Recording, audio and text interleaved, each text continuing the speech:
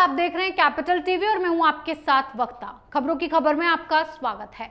जब राम मंदिर पर सुप्रीम कोर्ट ने फैसला दिया था, मंदिर बनना शुरू हो गया था, तब कुछ लोग वामपंथी गैंग, सेक्युलर गैंग और कई राजनीतिक दल ये कह रहे थे कि मंदिर मस्जिद से अच्छा है, यहाँ अस्पताल या स्कूल बनाया जाए। तब इन्हें रोजगार, युवाओं की चिंता हो रही थी, उनके करियर की चिंता हो रही थी। लेकिन अब कुछ मुट्ठी भर चंद जिहादियों के चक्कर में मुस्लिम लड़कियों, छात्राओं की जिंदगी तबाह हो रही है।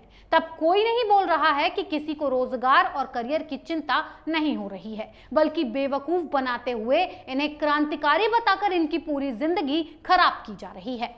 पूरा मामला कर्नाटक का है, जहां हिजाब विवाद की जिहाद की जिद जिंदगी पर भारी पड़ रही है और इस चक्कर में कई छात्राओं की जिंदगी जहन्नुम बनती जा रही है। इसी बीच अब हिजाब केस सुप्रीम कोर्ट में सुना जाएगा, ये पूरी खबर बताऊंगी। लेकिन पहले कर्नाटक में चल रहे हिजाबी नाटक की बात करते हैं।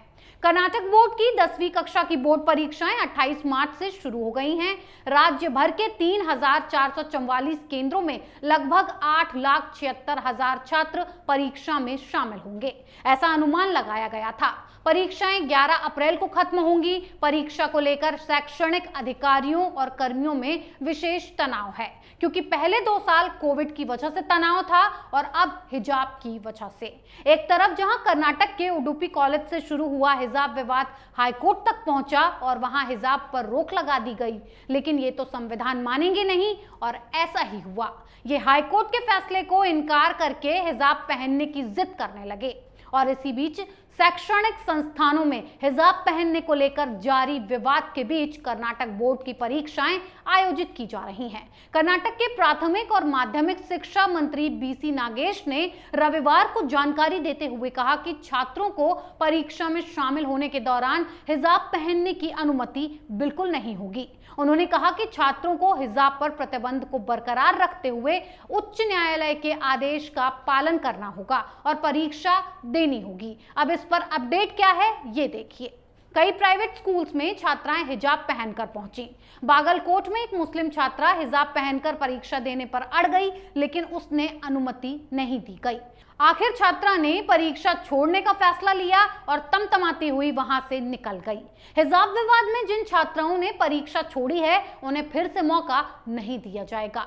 सोमवार से शुरू हुई एसएसएलसी परीक्षा 11 अप्रैल तक चलेगी। राज्य में 3,440 से अधिक केंद्र बनाए गए हैं। 40,000 से ज्यादा सभागार हैं, जिनमें 8.76 लाख से अधिक छात्र छात्राएं परीक्षा दे रहे हैं। वहीं कई जगह छात्राएं हिजाब पहनकर कैंपस में आ गईं, लेकिन कक्षा में जाने से पहले उन्होंने हिजाब उतार दिया और परीक्षा दी। तो वहीं उडुपी भाजपा विधायक केआर भूपति भट्ट ने कहा कि उडुपी में स्थिति शांतिपूर्ण रही। परीक्षा में बैठने वाले छात्र छात्राएं हिजाब नहीं पहन रहे हैं। अब यहाँ पर थोड़ी देर के लिए रुकते हैं और सोचिए कि जिनके बहकावे में आकर ये लड़कियां अपनी परीक्षा छोड़ रही हैं, क्या वो लोग इनकी मदद करने आएंगे? क्या जब इनका करियर चौपट हो जाएगा तो ये उनकी समस्या का समाधान करेंगे?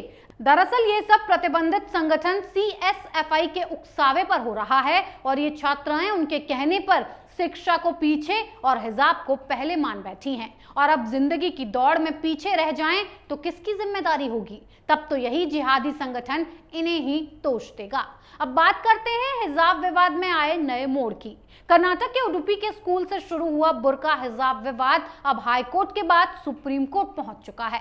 कर्नाटक हाईकोर्ट ने इस पूरे मामले पर अपनी सुनवाई में कहा था कि हिजाब इस्लाम धर्म का अहम हिस्सा नहीं है और स्कूलों में हिजाब पहनने पर लगी पाबंदी को हटाने से इनकार कर दिया था। यानी कि स्कूलों में हिजाब की अनुमति नहीं दी गई थी, जिसके बाद all India Muslim personal law board ने सुप्रीम कोर्ट का दरवाजा खटखटाया है। All India Muslim personal law board ने 2 अन्य याचिकाकर्ताओं मुनिसा बुशरा और जलीसा सुल्ताना यासिन ने अपने सचिव मोहम्मद फजलुर रहीम के माध्यम से सुप्रीम कोर्ट का रुख किया है।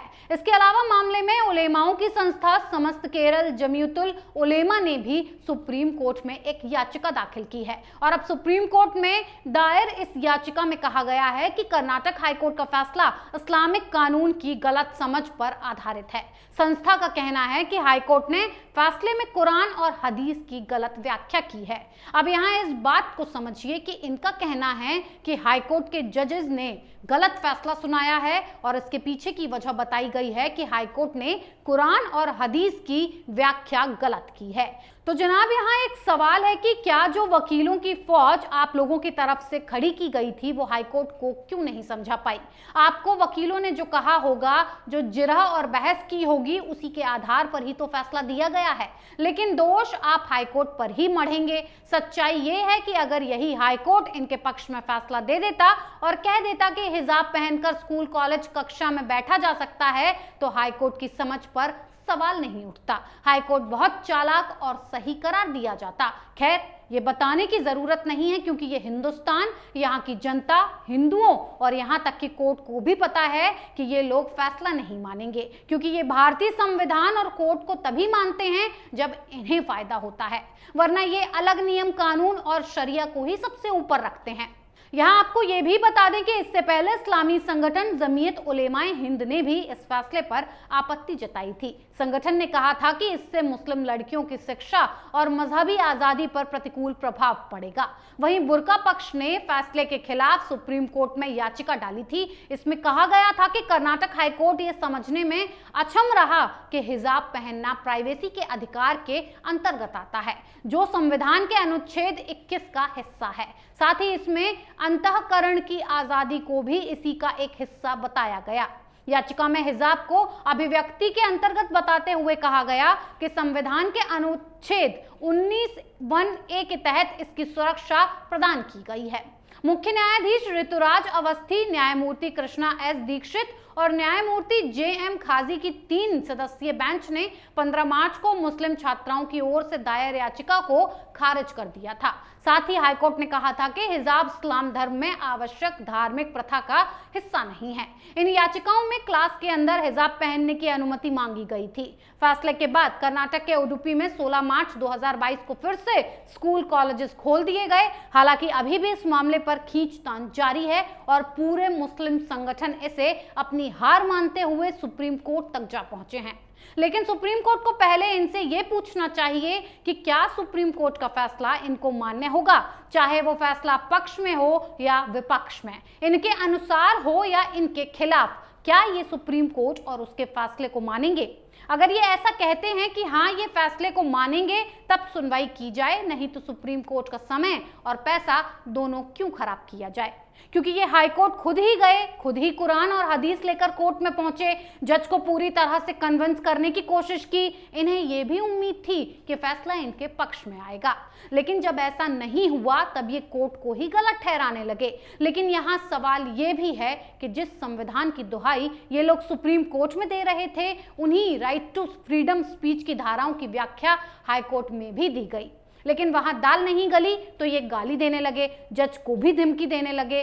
सवाल ये है कि जज को धमकी देने से, कोर्ट को गलत ठहरा देने से क्या हासिल हो जाएगा? मेरे हिसाब से कोर्ट को, सुप्रीम कोर्ट को इनकी याचिका पर सुनवाई से पहले ये हलफनामा लेना चाहिए कि क्या ये सुप्रीम कोर्ट का फैसला मानेंगे, क्योंकि जब सरकार इनके खिलाफ कोई कार्रवाई करती है, जैसे 3 तलाक, तब ये बिल बनाने लगते हैं, और जब कोर्ट में भी इनकी दलीलें कमजोर पड़ जाती हैं, तब ये जबरदस्ती का सहारा लेते हैं ताकि जैसे भी हो शरिया लागू कर दिया जाए।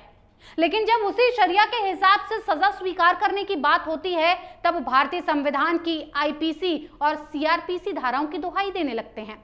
आखिर चाहिए क्या भाई? लेना है तो पूरा शरिया लो, या फिर मानना है तो पूरा भारतीय संविधान मानो। लेकिन जब जहां जिसमें फायदा होता है वो रास्ता पकड़ना इनकी फितरत बन गई है। आपके इस पर क्या राय है, हमें कमेंट बॉक्स में कमेंट करके जरूर बताएं। तब तक के लिए बने रहिए कैपिटल टीवी के साथ। नमस्कार।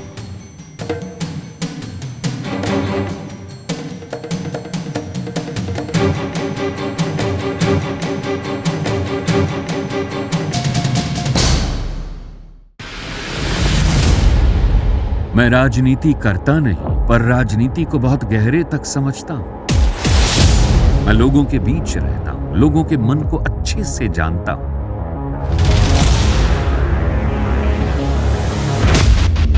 पब्लिक और पॉलिटिक्स की हर नब्ज को खूब पहचानता हूं। संघर्ष की सियासत से सत्ता के सिंहासन तक मैं हर खबर से खरा सच निकालता हूं।